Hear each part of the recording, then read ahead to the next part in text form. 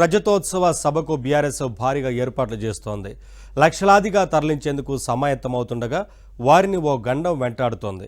అయితే బీఆర్ఎస్ శ్రేణిలో working president KTR ఓ భరోసా నింపుతున్నారు.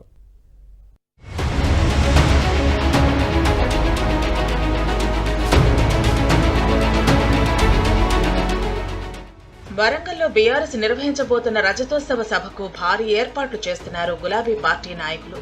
1216 ఎకరాల్లో సభ నిర్వహణకు రైతులను ఒప్పించారు. 1000 ఎకరాల్లో వాహనాల పార్కింగ్ ఏర్పాటు చేయగా 200 ఎకరాల్లో సభ ప్రాంగణాన్ని సిద్ధం చేస్తున్నారు.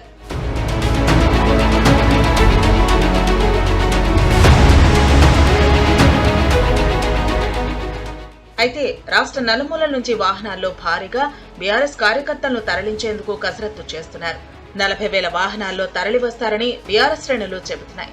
అయితే వరంగల్ ఎల్కతుర్తి మధ్య ఎస్ఆర్ఎస్పీ కెనాల్ పై ఉన్న చిన్న వంతెనలు, ఎల్లాపూర్ దగ్గర ఉన్న ఆర్ఓబీ దగ్గర భారీగా ట్రాఫిక్ జామ్ అయ్యే ఛాన్స్ ఉంది. ఒకే సమయంలో వేలాదిగా తరలివచ్చే వాహనాలతో ట్రాఫిక్ పద్మవ్యూహంలో చిక్కుకునే ప్రమాదం ఉంది.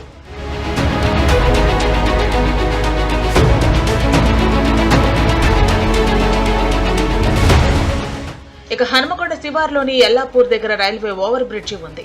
ఇది సింగిల్ వేలో వాహనాలు వెళ్లేందుకే పనిచేస్తుంది. కానీ భారీగా వాహనాలు వస్తే ఇక్కడ ట్రాఫిక్ జామ్ తప్పదు. సాధారణంగానే ఇక్కడ నిత్యం ట్రాఫిక్ జామ్ అవుతుంది. ఆ రోజు ఉమ్మడి వరంగల్ జిల్లా నుంచి వెళ్లే వాహనాలన్నీ ఇక్కడి నుంచి వెళ్లాల్సి ఉంటుంది. దీంతో ట్రాఫిక్ జామ్ అయ్యే ప్రమాదం ఉంది.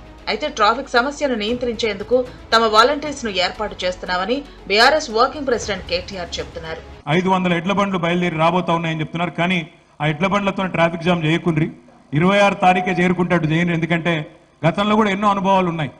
వరంగల్లో సభ జరిగింది అంటే జనగామ దాకా ట్రాఫిక్ జామ్ అయిన సందర్భం మీరే రిపోర్ట్ చేసినారు. అట్లా కాకుండా ఈసారి పద్ధతిగానే ప్లాన్ చేసుకుంటున్నాం.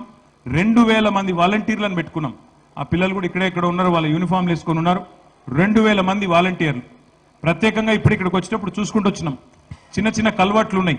కాకతీయ కాలువ మీద కానీ కొన్ని చోట్ల వర్క్ నడుస్తున్నది. అక్కడ రోడ్డు నేరోగా ఉన్నది. అక్కడ ప్రత్యేకంగా వాళ్ళని డిప్లాయ్ చేద్దాం అనుకుంటా ఉన్నాం. అక్కడ 10 మంది చొప్పున ప్రతి చోట ఎక్కడికక్కడ అరేంజ్ చేసుకొని వాళ్ళు వచ్చిపోయే ట్రాఫిక్ మేనేజ్మెంట్ కూడా మరి ప్రభుత్వ వ్యవస్థ సహకరిస్తున్నది. ఇప్పటిదాకా పర్మిషన్ కూడా ఇచ్చినారు. వారు కూడా పోలీసు వాళ్ళు కూడా మరి ట్రాఫిక్ నియంత్రణ చేస్తారు. కేవలం వరంగల్ రూటే కాకుండా కరీంనగర్ నుంచి ఎల్కతుర్తి వచ్చే వాహనాలకు ట్రాఫిక్ ఇక్కట్లు తప్పేలా లేవు. వరంగల్ నుంచి మానుకొండూరు వరకు గ్రీన్ఫీల్డ్ హైవే నిర్మాణం జరుగుతోంది. ఈ రోడ్డు నిర్మాణ పనుల దృష్ట్యా ఇటువైపు నుంచి వచ్చే వాహనాలకు కూడా ట్రాఫిక్ ఇక్కట్లు తప్పేలా లేవు. మరి పొంచి ఉన్న ఈ ట్రాఫిక్ గండం నుంచి బీఆర్ఎస్ కార్యకర్తలు ఎలా బయటపడతారో చూడాలి.